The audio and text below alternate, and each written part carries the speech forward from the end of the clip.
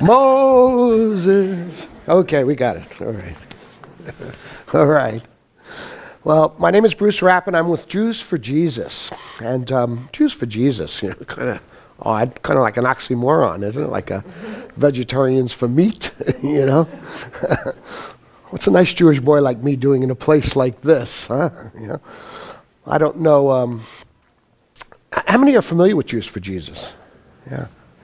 Well, I thought that maybe what I would do is share a little bit about myself with you, my testimony, how I came to believe in the God of Abraham, Isaac, and Jacob, and of course Jesus, and perhaps, as Pastor said, with time, if time allows, we'll take some questions, Q&A. How many of you know a Jewish person? Yeah, there's Jewish people in Queen Creek, yeah, and maybe it's somebody that you've been looking to share your faith with, and perhaps I can give you some insight in how we do that. And I grew up in the Holy Land. Anybody been to the Holy Land here? Brooklyn, New York? Nobody's been to the Holy Land here? Hey, all right. The Bronx, all right. Yeah. We used to need a passport to get over to the Bronx. And, I grew up in an Orthodox home. Both my parents, my mother comes out of the Holocaust, out of Poland, and my father comes out of the Ukraine. And, I grew up in Brooklyn. And at the age of 8 days, I was brought into the covenant, the Brit Milah, as it's called, which is the covenant of circumcision, as Abraham did with all of his people, his tribe, if you will, at the time, and all his people. And I was given the name Baruch Chaim Yitzchak ben Mordechai. That's a mouthful, isn't it? Hey, can Baruch Chaim Yitzchak ben Mordechai come out and play? By that time, But I lived in an apartment house, a 4-apartment house, which was really very interesting. This apartment house, my grandparents lived in it. In one apartment, my my aunt and her family lived in the other apartment. We lived in the other one. And my mother, my father, and my brother and 2 sisters. And the 4th apartment was rented out to what we call a Shabbos Goy. Now, Shabbos, I'm sure you can understand that. That means Sabbath, And Goy comes from the word Goyim, which means nations. And throughout the Bible, we see, references in the Old Testament to the nations, which means everybody but the Jews. Yeah, and we were Orthodox, which meant we observed all of the laws. On Friday night at sundown through Saturday night at sundown, couldn't carry money, didn't travel. In fact, the synagogue we went to was across the street, and it was a very small synagogue. And on the Sabbath, on Friday night, my grandfather owned the apartment house, and so what would happen is he rented it out to this Gentile family, and the name was Toledo, the last name, and he rented it out to them so that on the Sabbath they would come into the 3 apartments and turn the lights on, turn the lights off, light the stove, do all of those things that are considered work. Turning on a light switch in the Orthodox home in the Jewish world is considered work. And we couldn't do it, and of course we did. My mother would get upset, but and this family was there to do that, and we'd call them in, and they'd light the stove for my mother, and all of that, and when I turned 13 years old, I became a bar mitzvah. Anybody ever get to go to a bar mitzvah? Excuse me. Bar mitzvah means rite of passage. Actually, it means son of commandment. Bar is son, mitzvah, commandment. Bat mitzvah, perhaps you heard of that, is when a girl gets bar mitzvah, or it's a rite of passage, and it means daughter of commandment, bat mitzvah, and it generally happens at 13 years old. And it's recognizing within your community that now you're an adult. And we can see some, reference to this when we see Jesus in the Bible, in the New Testament, talking with the rabbis. And remember, his mother was looking for him, and she couldn't find him, and he said, I was about my father's business, the passage I'm talking about. And it says, makes reference in some translations that he was a young man. He had to be a bar mitzvah because the rabbis would never have talked to him. He had to be recognized as an adult. You know? So we know he was at least 13 years old at that point. Well, at 13, I became a bar mitzvah, and I was recognized as an adult in my community. The synagogue I went to was very small. We had to have 10 men to conduct worship services in there, and 10, what the Bible would say, righteous men. And I remember my rabbi standing on the corner in the cold mornings looking for 10 men from the congregation to come in and conduct services, because you couldn't do it unless you had 10 men. And my mother would look out the window and she'd see the rabbi, 30 degrees, 20 degrees, standing on a corner looking for men to drag into the synagogue so he can conduct the morning services, And all the men, all the adults in the community would go around the block so he wouldn't catch him, And my mother would look out the window and she'd see them, and I was a bar mitzvah. I was an adult according to this, Jewish tradition. And my brother and I were kicked out of the house, and we had to go down at like 6:30 in the morning and be part of this service. This idea of, it's called a minyan, 10 men, comes out of the book of Genesis, when Abraham is negotiating with God for, saving Sodom and Gomorrah. You know the story? Remember the angels there, and they're saying, and Abraham says to them, if there was 50 righteous men, would you say that 40, 30, gets down to 10? And this is where this idea comes out of, And so we would have to go to services, and in the Jewish tradition, you conduct services 3 times a day, morning, afternoon, and evening. But it was only in the morning and the evening that he would look for the 10 men.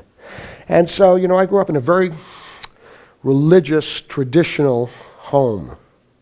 We kept kosher. We had 2 sets of dishes. We had 2 sets of silverware. And then on Passover, my mother would bring out 2 other sets of dishes and 2 other sets of silverware. And, it was difficult to maintain this. And the 2 sets were, one was meat and one was dairy. And you couldn't mix the 2. That comes out of Scripture too. Anybody know where that comes from, where that idea would come from? I'm sorry? It comes out of the idea of, don't cook a kid in its mother's milk.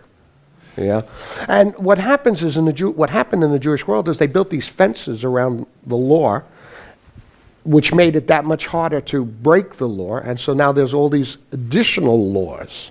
I don't think God said anywhere in the Bible that don't turn on the lights, because that's work, But you see, there's these fences which keep you from the actual law, which was to keep the Sabbath holy and to rest on that day. And so anyway, we grew up in that environment, and we had 2 sets of dishes, and I remember when my grandfather passed away, we moved away from our Orthodox to a more liberal attitude. And we used to eat Chinese food on Sunday afternoons. It was a big thing in our family. We'd go out for Chinese food, and we'd go to the Chinese restaurant, and I'd go, Ma, these dishes aren't kosher. They're not clean, And this food isn't kosher. And she would say to us, my brother and 2 sisters, in the house we keep kosher. When we're outside, it's okay. I think to some degree we lead our lives that way today. We pick and choose what is right before God. And so, it's not that far out, Well, anyway, I grew up in an environment such as that, and went to Hebrew school every day and started to go to public school. And when I went to public school, I lived in a as I said, a very Jewish neighborhood. If I didn't, it was a very Jewish neighborhood. And the outside perimeter of the neighborhood was predominantly Italian, Roman Catholic. And, we'd walk to school, my brother and I, and we'd have the kippahs on our head, what we call kippahs or yarmulkes, skull caps. And they wear that to show their reverence to God. And, these kids would always hassle us. They'd grab our kippahs and throw them back and forth, and just look and call us all kinds of terrible names. And, they'd call us Christ killers, and you killed Jesus, and they'd look to pick fights with us. And I didn't know Jesus. I lived in a cocoon. I lived in a neighborhood, in a community where I didn't know anything about Jesus. I was still waiting for the Messiah to come, as most Jewish people are still waiting for the Messiah to come.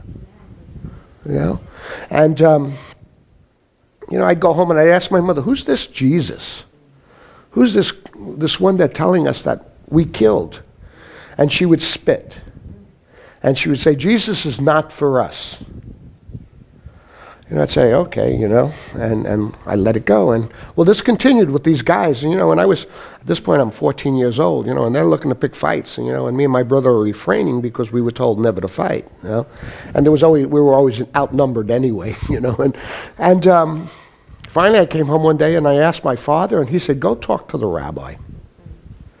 So I went to the rabbi and asked him, who is this Jesus that they tell me that we killed, And he wouldn't spit, but he'd say, Jesus is not for us. He says, Jesus is the Messiah for the Gentiles. We're still waiting for the Messiah to come.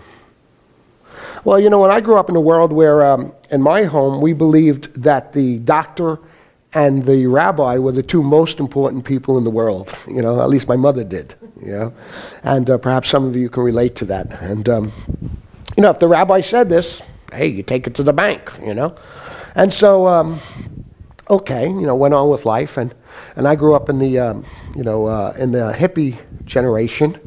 And Woodstock, been there, done that, and all of that stuff, and kind of turned away from my faith as I got older and I got more introduced into college, in New York City. I went to NYU, majored in business, and, I was introduced to all these different things, and put God on the back burner. I knew God, but I wasn't walking with God, and I was searching, for inner peace in all the wrong places, Perhaps some of you can relate to that and know what I'm talking about, And as time went on, I winded up in California, in the Bay Area. Met my wife in California, and my wife's a missionary as well with Jews for Jesus. We've been married now 32 years. Yeah, never thought about divorce in 32 years. Murder, yes, but not divorce. And, she grew up, she's not Jewish. She grew up in a Lutheran home in Washington State. And she turned away from God after the church. Her father admitted his alcoholism, and he left the family, her mother and 3 kids, and the church wasn't there to support them, so she, kind of frowned on the church and turned away from God. And so we both knew God, had a foundation in God when we met, but we weren't walking with God. And so here we are in San Francisco in the Bay Area, and we get married and we have children. We have 2 kids. I have a 30-year-old daughter, and I have a 25-year-old son. And when my son was 5 years old, we needed to find a preschool for him.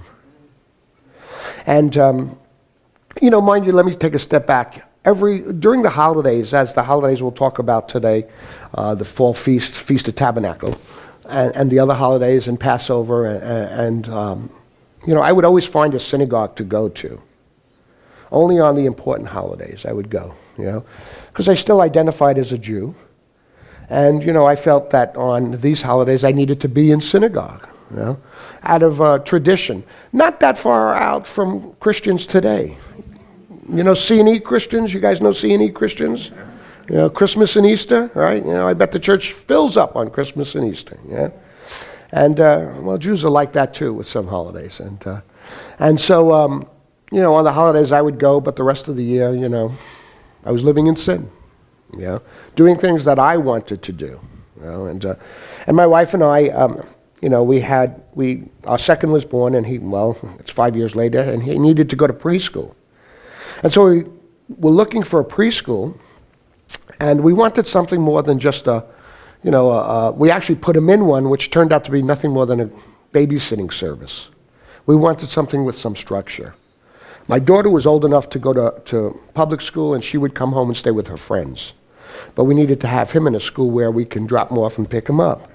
And she came home one day and she said, I found a school. And I said, great. And she said, it's connected to a church. I said, I can't do it. And she said, well, and I knew the church. It was down the street. They had this preschool. And she said, the tuition is a lot less than anywhere else. Well, that got my attention, So I said, okay, let's go check it out, And so we went down there and we checked it out, and we walked in, and I got prayed up before I walked in, because I was only in a church once before then. That was many years earlier. And it was actually a Catholic church that I went into, a Roman Catholic church. in New York, Brooklyn. And, those churches, if you're from the Northeast, you know those Catholic churches, and even here, they're just beautiful buildings, And, we walked in, and they used to leave the doors open back then, and people would come in all the time. Now they don't, me and my friend were coming home from Hebrew school. It was about 6:30, 7 o'clock at night, and he said, let's go check it out, And I said, no, we can't go in there. And he said, no, let's go check it out, So we snuck in the doors, we hid behind the last pew, and we looked up at the altar. And up at the altar, it was all lit up, and there was a cross, and there was Jesus on the cross, And I didn't, I was making connections, Actually, this was even before I really knew who Jesus was, before those kids were calling me Christ killer. And he leaned over to me and he says, his name was Avi. He leaned over to me and said, that's what they do to Jews. And I thought, what? And we ran out of there, and that was my only experience in a church before, So I was kind of, a little spooked about being in a church, But we walked into this church, and this church, really was non-threatening, if you will. It had a cross up there, but like this, it had, it didn't have the cloth, the purple cloth. It had a dove on it, and there wasn't Jesus on it, and so it wasn't threatening to me. And it was, we walked through the building. It was a pretty big campus, and as I said, I got prayed up before I walked in there. Protect me, God, from anything that's here that's not of you. And we met the administrator of the school. His name was Bud Jones. He was a really nice guy, and he took us to the classrooms and saw the kids in the class, and they looked happy. The teacher-student ratio was like 8-to-1, so we figured that's really good. He's going to get a lot of attention, And God started to work on my heart. I started to think about it, and I said, what's he going to learn about in preschool? He's going to learn about the heroes of the Old Testament. He's going to learn about Moses and David and Solomon and Noah and all these great heroes of the Old Testament. As long as he doesn't come home, as long as he doesn't come home waving his hands in the air that Jesus is Lord, I'm okay with this, And after a couple of years, we'll pull him out and put him in public school with his sister. Yeah? And so, we decided to put him in there, and Tracy would drop him off, and I would pick him up. And every time I'd go pick him up, about 5:45 in the evening, I'd again pray, protect me, and I'd walk through the church, and I'd have to pass the sanctuary, and I'd look in, and it was, it was a nice facility, and everybody was so friendly. All these Christians were so friendly, and that kind of spooked me too, But we kept him in there, and when you have kids in preschool, when you have kids in school, we need to, take notice of what's going on in the school, be proactive in the school, and so, we were invited to all of the different events that were taking place at the school, the Christmas recitals and the plays, and we would go, and there was this one couple there, Randy and Stephanie Ladd, who were Christians, and they would always invite us to church. And I'd always say, no, thanks. I'm Jewish. Yeah. And, and he'd smile and we'd go on to something else. And I met them because their daughter was in Jordan's class, and so I'm always running into them, And Tracy kept a very low profile, even though she grew up in the church up to the age of 8. She was one of these C&E Christians. She would go on Christmas and Easter, And, life went on and we kept him in the school and ran into this couple in the park during the Lent season. And it was then that, I saw them coming, and I knew they were going to invite me to church. It was Easter, and there was a big event going on, and when I walked through the church, to get to the school, the other part of the building, I would see all of the posters, about the upcoming Easter event, and so we would, I'd walk through and be prayed up, and here he comes. He says, "Hey, Bruce, we got this special event coming on, for 3 nights. Why don't you come? It's, life, death, and resurrection of Jesus." I've been telling this guy no for like a year and a half at this point, And so, Jordan perks up, my son, and he says, "Dad, we never get to go. All my friends are going to be there, And Tracy was thinking, well, I'm going to be in church anyway, why don't we go, And so I felt like I had to go, you know. And so we went, you know, and I got prayed up again, you know, before we walked into the sanctuary and auditorium. And sat in the back, you know, and, you know, didn't think much about it. I was a little nervous, you know, but sat there. Pastor came out, and he started speaking in Hebrew. And I'm going, whoa, you know. I knew what he was saying. And he started making references to the Old Testament, you know, out of Exodus, you know, and out of Isaiah and Zechariah, all of these prophets, you know, and it caught my attention. And I leaned over to Tracy and I said, this guy stole my Bible, you know, and, you know, I didn't know, you know, I mean, you know, and it's your Bible too, you know, and, but then I didn't know that, you know, and he started talking about Jesus, talking about this suffering servant, talking about this one who Moses said would come that would be greater than him. And God would put his words into his mouth and we would listen. And I'm thinking, man, who's he talking about? You know? And it set me on a path. We left there. He had an invitation at the end of the service and we left. And of course I didn't go forward, but I was very curious. And it set me on a path to find out who he was talking about. He challenged me. You know? And, you know, and there was a lot of people there. It was Easter. And, but I felt like he was talking to me. You know how that is? Anybody ever feel that? You know, you go to church and pastor's talking to me. You know, this message is for me, you know. And so anyway, you know, we left and I saw a friend of mine. It was Randy. I saw him a couple days later and I asked him about the service and said, you know, if you really interested and you want to read a good book, get a hold of this book by Hal Lindsey called The Late Great Planet Earth. I don't know, anybody familiar with that book? Yeah. You know, that turned a lot of people to Jesus in the 70s. You know, that was a popular book. And so I got a hold of that book and had my Bible and I had Tracy's New Testament. And I was getting up at, you know, 2, 3 o'clock in the morning and I was reading, you know, and I was just blown away by everything I was reading, you know, and went to the rabbi who I knew on the Air Force Base that was near where we lived, Travis Air Force Base, because that's where I would go to services. And I'd ask him about this. He said, they got it wrong. I go, wait a minute, they don't have it wrong. I asked the Hebrew, you know, and I'm looking at it in the Hebrew. You know, and they're not changing words or anything. And he just said, well, you know, and he started backpedaling, you know. And I knew that something wasn't, you know, he was backpedaling, you know. And anyway, I kept going to this church. Every Sunday morning I would go into this church, and every Wednesday night I would go to this church. And whenever this church doors were open, I was there. It was a Bible teaching church, you know. And about 11 months later, they invited a gentleman to come who was a drama professor from a school in the Midwest. And he did this presentation on King David. And he started as King David as a young man, you know, and throughout his presentation, which went on for about 45 minutes, he transposed himself. You know, one of these one-man shows, transposed himself from David as a young boy fighting Goliath to, you know, David on the rooftops looking at Bathsheba, you know, to in battle, and ultimately to the end when he's on his deathbed. And in the end, you know, he gave an invitation.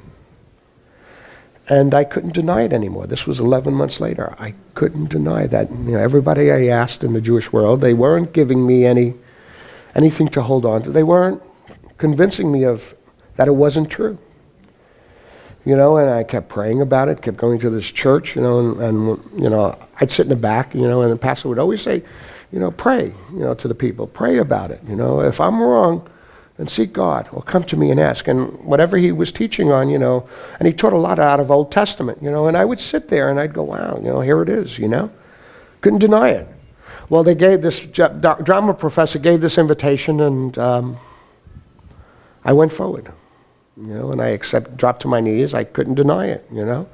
I accepted Jesus. And when I accepted Jesus about 20 years ago, first thing I did was I called my dad, who was living in Florida at the time.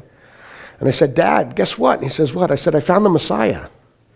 I found the Mashiach, as he's called. And he goes, what? I said, I found the Messiah. You know, and he goes, you've been doing drugs? And I said, no, I found the Messiah according to the scriptures, you know, and his name's Yeshua. You know, that's what he was called, Yeshua. not Jesus, Yeshua. And I said, it's Jesus, Yeshua. And he hung up the phone. And we didn't talk for years and years. And to this day, one of my sisters and my brother don't talk to me because of my faith, but I have new brothers and sisters, and that's people like you, because everywhere I go, people receive me. And we're one, and when we stand before God, and I'll say this again later, he doesn't say Jews to the right and Gentiles to the left, we're all one. He is our Savior. And I realize that, that Jesus isn't a Mr. Rogers, welcome to the neighborhood, that Jesus is my Savior. That it's more than just, accepting him, and just coming to church on Sundays, but that he's the way, the truth, and the life, and I try to, and look, I mess up. Lord knows I mess up, but I have him, and because of him I have hope, and trust and faith, and the righteousness, the little righteousness that I have is not because of keeping the law, but because of grace. And so I came to faith in Jesus, and now my heart's desire is to share Jesus with other people, with Jewish people. Here in the Valley, we have over 130,000 Jewish people. There are 30 synagogues in the Valley, and large Jewish community,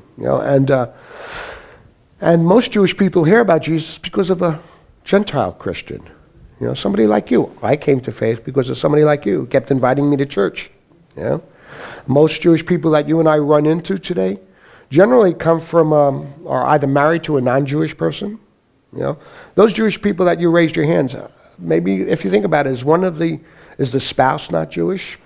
Perhaps, 1 out of every 2 is. 50% Jewish people are marrying outside of their Jewish faith today, which means their children, are learning less about their Judaism.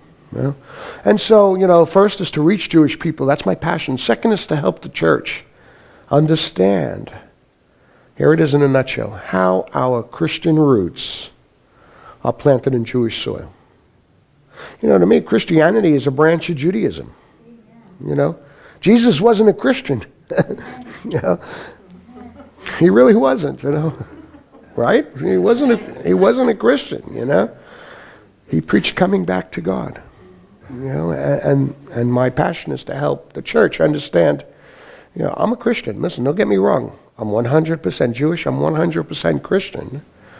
I'm Jewish by blood and heritage, but I'm Christian by faith. And so my passion is to help the church understand how our Jewish roots, or how our Christian roots, are planted in Jewish soil. Today we'll look at some of that in the Bible and the Jewishness of the New Testament. And that just helps us to understand more of who Jesus was, when he walked this earth, and that's my passion, and that's who I am, and I started working with Jews for Jesus about 18 years ago, and Jews for Jesus is a ministry that is worldwide, started in the 70s, San Francisco, and whose passion is, as I said, first to reach Jewish people and to help the church understand, and I don't know what else I can tell you, I can answer maybe, with the time we have, I don't know, we have about a half hour, a little less. Maybe there's some questions, or we can, engage if you have some. So you must have been there right at the very beginning, then, Jews for Jesus was beginning? No. In the 70s? No. Oh, No. Was it because of the proximity of you being in San Francisco that you got introduced to the organization? Actually, yeah. But first I came to Jesus through a church, and I was having a fellowship in my home. I was doing a lot of Bible teaching at UC Berkeley, off in that area. And that's where Jews for Jesus' headquarters are, in San Francisco, and that's how we connected. Jews for Jesus is celebrating its 40th year in 2013. It started in the early 70s. I used to see them on the streets, and I think they were crazy. Yeah. Little did I know back then that I was going to be one of them. Yeah. Any other questions?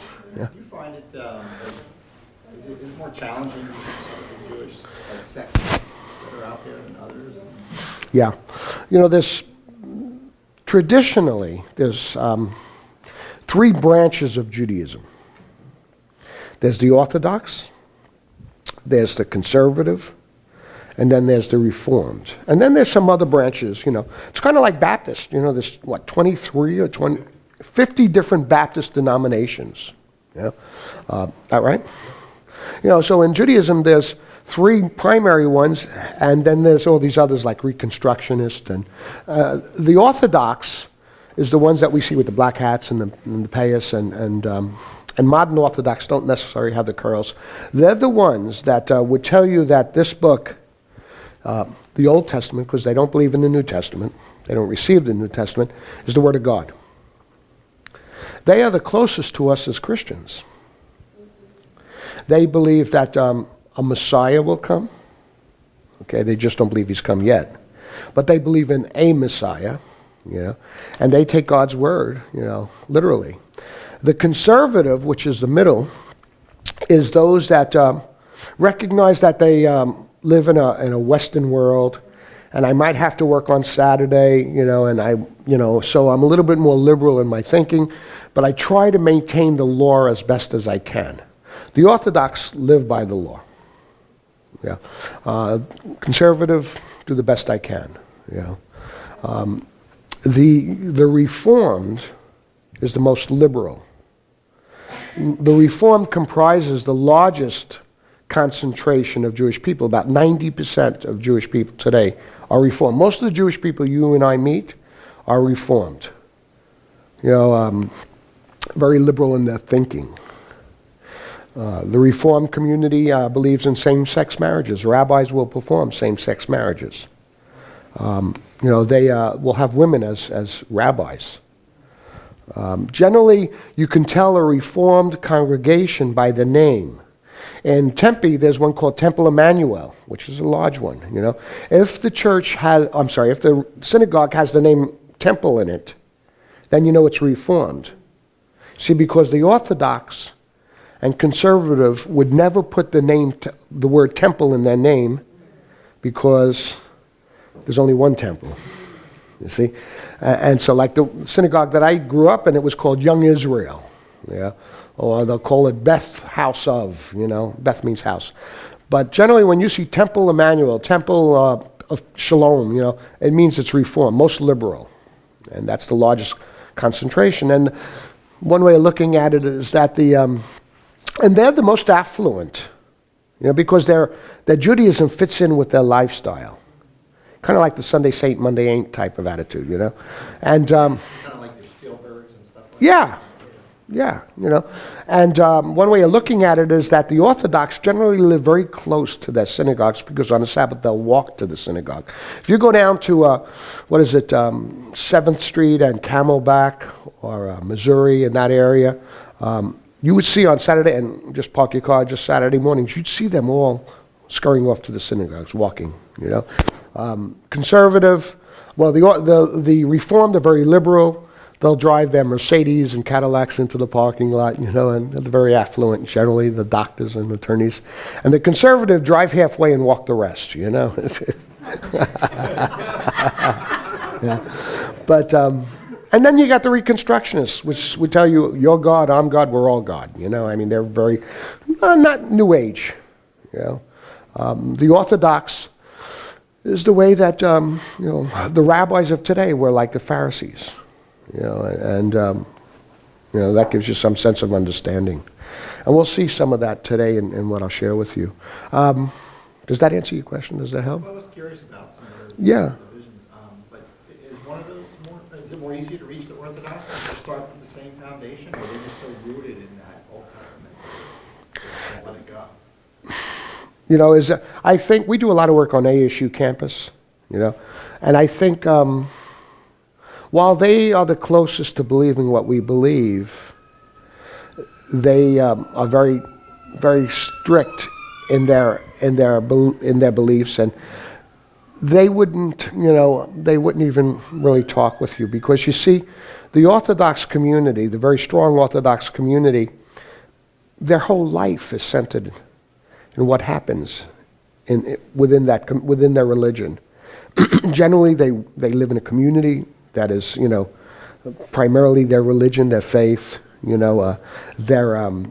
Their jobs are connected, with their faith, with their community. If they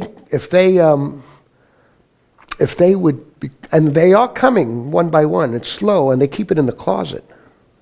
But if there was, if they come, they can lose everything, even their family.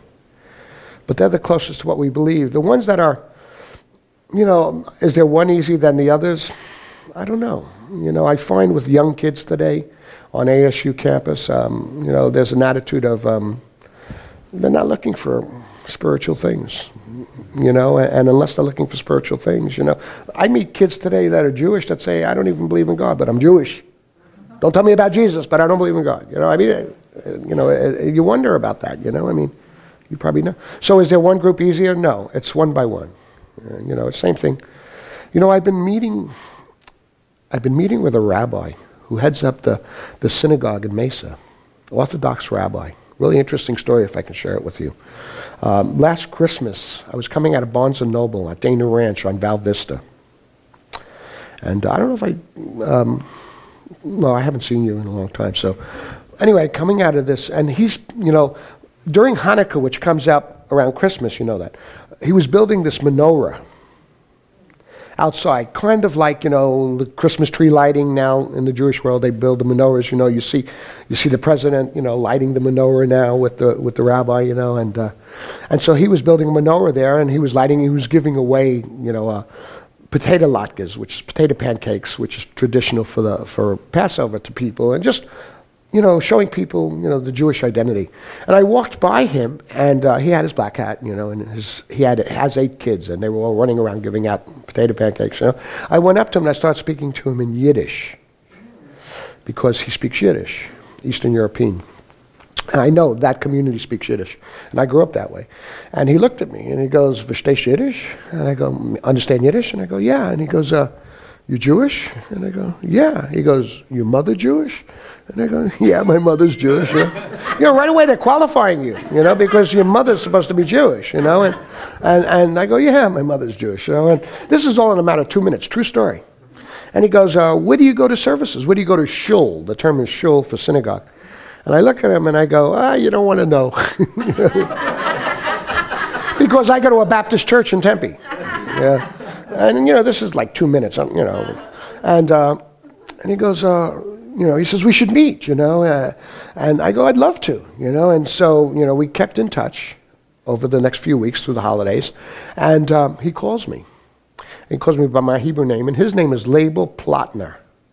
And you can bring it up on the internet, and you can see he's the rabbi for the congregation in Mesa.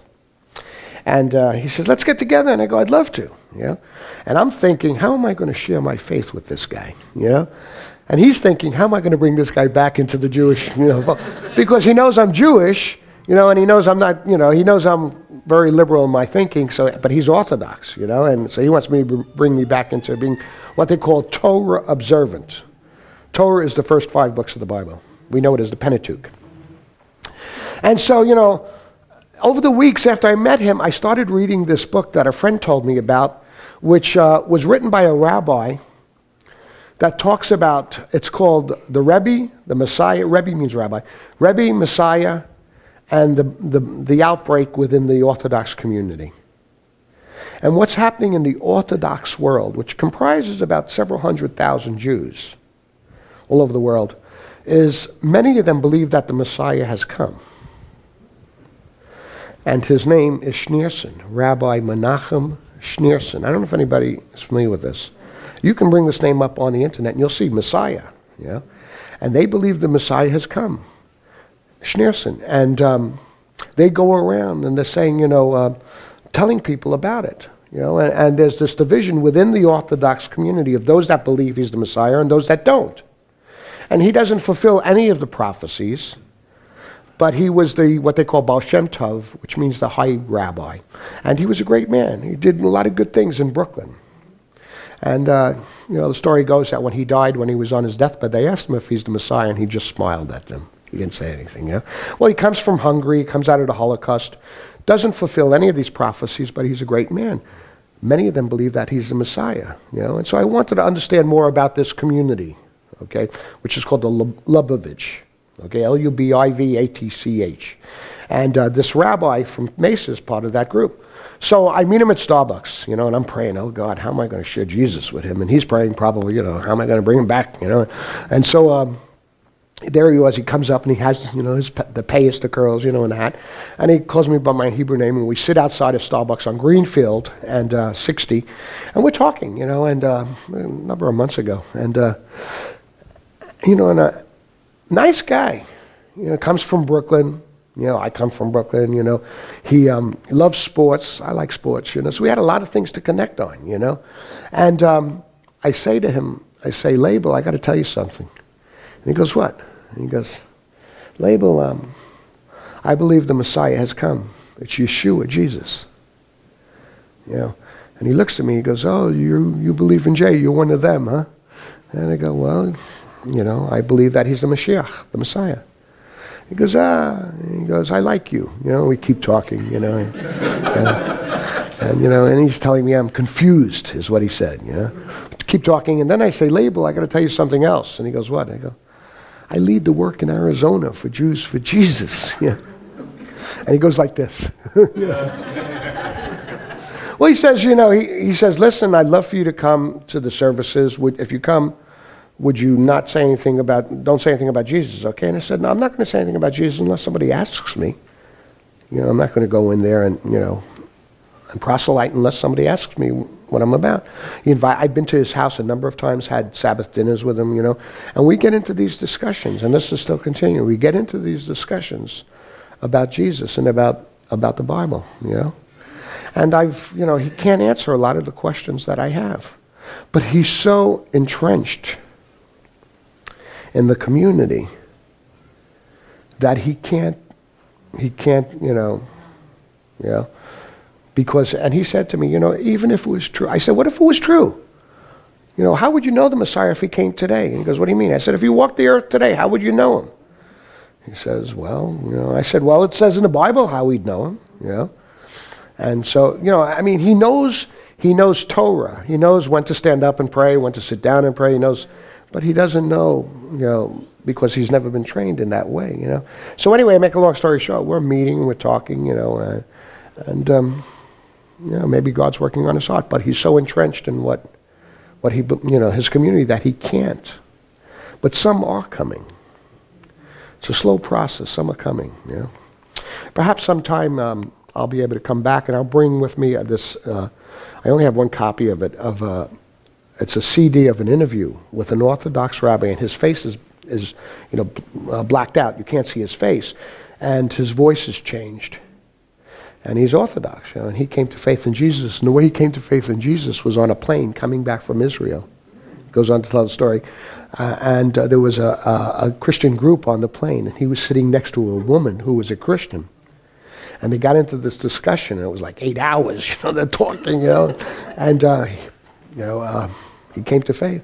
But he says, at the end, he says, you know, the reason his face is blacked out and the reason his voice is whatever they do, however they do that, it's because if they ever found out who he was, he'd be ostracized. Yeah. Yeah. So, I don't know how we got on that, but they are coming, and there isn't, you know, it's, God changes hearts, you know, I mean, yeah. So there isn't one group that comes more than another group. It's one by one, you know. Ma'am? I just wonder, since the Jews are looking so intently, you know, waiting, is it specific that thinks them to dismiss the Christ and they can be that, do you think they would be wanting to see that evidence of the Old Testament and all the prophecies that Christ fulfilled and grab onto that? First, we have to recognize that most Jewish people, you know, are not on a spiritual plane, not really looking for the Messiah. Many Jewish people, most Christians, you know, just because somebody calls themselves a Christian doesn't mean they're a Christian, you know. Most Christians don't know the Bible, you know. And so, they're not really looking for the Messiah. Those that are would tell you they're looking for a messianic age. And when the Messiah comes, there will be peace on earth. And we don't have peace. And so, but those that are waiting for the Messiah, who would say, who know or understand scriptures, it's back to what I said a few minutes ago. Most of the religious Jews, they don't know the whole Bible. They know the first 5 books. They know the law. L-A-W, law. Law. They know the law, but they don't study prophecies. So much of it is what the rabbis say. Those that are very religious, if the rabbi tells you to marry, rabbi tells you what work to go to, rabbi, it's not, and in Roman Catholicism, it's very similar to that. The high priest, is really, and I'm not taking anything away from that, but there's a lot of similarities between Catholicism and Judaism, and I don't know if that answers your question. How do they know when they found it? They're not looking. They're not looking. They don't care. So when they come across someone like from other Jewish Christians who say, I found it, I'm happy for you. that's it. That's what my father had said. Hey, I'm happy for you. For me, I've been a good person. They're just content to Yeah. keep waiting. They're not waiting. They're just getting on with. They're not looking. I just wonder if I ever, get to know, a Jewish person and and it comes up and they say they're waiting, what they have against Jesus being the answer. Yeah. Well, the rabbis have told us that he's not. You see, back in the time of Jesus, the Israelis or the Jews of that time, they were in captivity. They were in bondage to the Romans. And, for centuries they were in bondage. Before the Romans, it was the Greeks. Before the Greeks, it was the Assyrians. Jerusalem was always conquered, And so they were looking there was this picture of a conquering hero that was going to come. They weren't looking for a suffering servant. You see? They were, and so today, that's where this idea of, when the Messiah comes, there'll be peace on earth. They weren't looking for a suffering servant, And when we read Isaiah 53, it makes this picture of, he was nothing to look at. He was very calm, nothing that came, hey, I'm here, Superman, and so they're not looking. And so when you meet that person, if you meet a Jewish person and that opportunity to engage with them, you could say to them, first you got to qualify them, and you got to qualify anybody, whether Jew or Gentile. What do they believe in God? What is their spiritual background? And well, the Jewish person, you might say, if they say, well, I believe in God and I believe, the Bible, you could say, well, if the Messiah was to come today, how would you recognize him? How would you know it's him? And not some guy standing on a street corner, with one of these sandwich boards that tells you the world is coming to an end. How would you know? And they would say, well, the typical answer is there'd be peace on the earth. Well, the fact is, before we can have peace this way, on earth, we got to have peace this way. And we don't have peace with God. Everybody's about their own business, I mean, look at 9/11, look at, when 9/11 hit, everybody, pray for, this, pray for that, I was in Chicago at the time, and, the banners that went up and churches swelled up, right, and synagogues swelled up and mosques, everybody was going back to God. And 2 weeks later, so you ask them, you say, how would you know the Messiah if he was to come today? And they go, well, there'd be peace on earth. Well, and then I give that response and say, would you be interested in seeing in your Bible? There's a picture. It tells us how we would know him. And then you start, and I got some literature back there that you start by, Genesis 3:15 from the seed of a woman, and then from the tribe of Judah, and you start to build this picture, of the Messiah. Does that help? Yeah. Ma'am? I was just thinking, do you liken them, like you said with the Christians, the Orthodox Jews, that they just believe, well, I'm a good person, haven't hurt anybody and Yeah. everything's going to be okay. Because like you said, there's Christians too that don't even look at the Bible. They take the word of the priest. The priest is. Yeah. Yeah. Listen, I've been in churches, evangelical churches. You know, at the end of the service, I always have a book table, and I'm at the back answering questions. I've been in evangelical churches where people have come up to me, said, well, but they're the chosen. They're God's chosen. They'll be okay, won't they? And they would believe that. You know, and I'd look at them and I go, no. You know, they're not. You know, I don't know how they had their sins forgiven. The Bible is very clear, right? It says, you know, through the shedding of blood. And that's another thing. You can say throughout, you know, Old Testament times, it was shedding of blood, right? You know, they sacrificed animals, shedding of blood. And then God gave us the Lamb of God, you know. And so, yeah. I don't know how they've had their sins forgiven. You know, and I sat across from my father and I said, you know, he was dying. I said, Dad, you know, there is peace for you, you know, eternal peace, you know. And he said, I've been a good person. You mean to tell me that God, you know, would turn his back on me? My own dad, he's on his deathbed. I mean, you know, it's a tough one. You know, I'm sure Pastor Ed's been there, you know, and maybe some of you have been there with loved ones, you know. But if, you know, like I said, Jesus isn't the Mr. Rogers. Welcome to the neighborhood.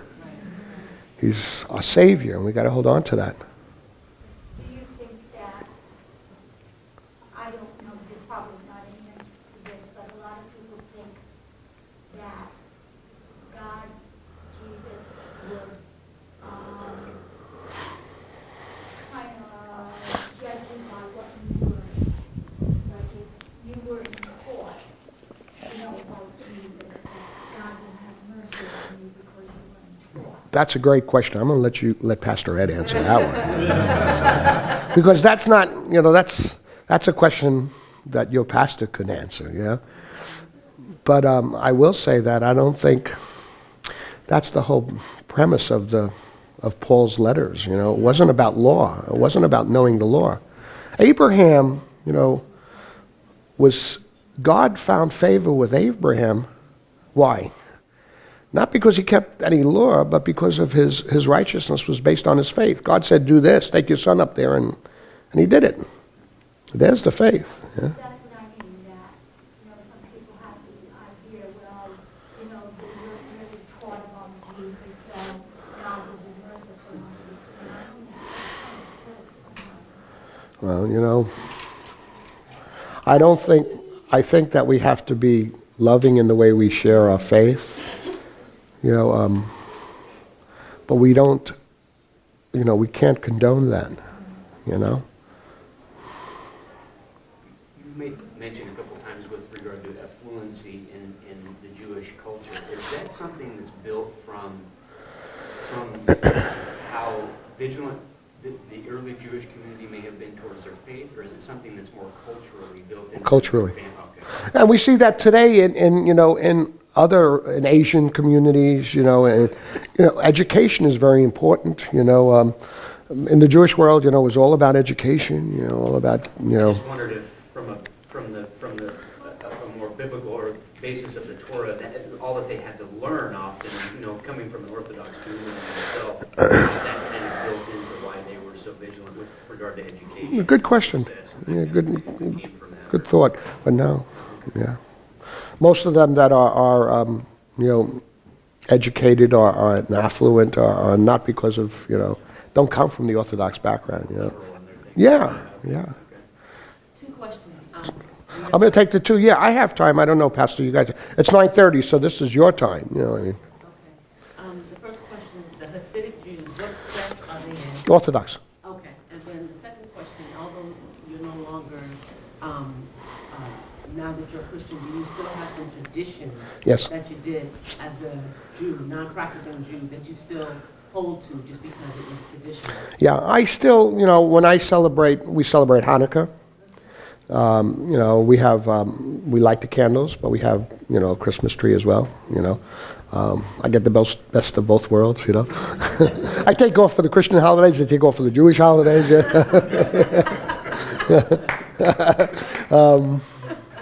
You know, on Passover, and I think the first time I came here was back in 2008 or 9, and we did a Passover. And you know, the origin of our communion service. You guys do communion on Wednesday nights, which I think is a wonderful thing, you know, once a month. The origin of it, you know, was out of a Passover Seder, you know, and so when I do Passover, you know, I bring Jesus into it. You know, I teach my children on that. You know, my son was bar mitzvah, you know, but when he was bar mitzvah, Jesus was in the center of it, you know. So, you know, you know, I'm grateful for a lot of what I learned. I'm more Jewish now that I'm a Christian than I've ever been before, because now I understand. You know, all the pieces fit together, and that's what I want to, you know, for you guys to learn. You know, that it all fits together. You know, all of this stuff, and so, you know, I'm more Jewish in the sense of understanding Judaism, not that I'm practicing. You know, I don't believe that I have to practice the Sabbath and practice these things. I'm saved by grace. You know, but I think I want to know more about Jesus, and if I want to know more about Jesus, I need to understand the culture of his time, you know, when he walked the earth and when he said things, you know, and a lot of it was in the context of what was taking place in that span of time, you know, and does that help? Yes, when do you do the Seder? Passover? Generally, it's done in the spring, you know, and we do one here in Phoenix. We do it every year. There's a public one, and then, you know, we do it in different churches. And when you came in, I don't know if you got one of these. I'll talk about these later, too. This is commercial time. Okay. In here, there's one of these things. If you fill this out, and make sure that I get it at the end of the service. I think there'll be a plate or something going around. If you fill that out, it'll keep you in touch with us, and then when we do Passovers and different things going on, you know, it helps you to know what's going on. Yeah? Pastor? Yes. You know, one of the things you just said helped me define some of my friends and how they identified themselves as complete Jews, saying I'm more Jewish Yeah. now. You know, when they told me they were complete Jews, I had to have them explain that to me, and that even further explained it in understanding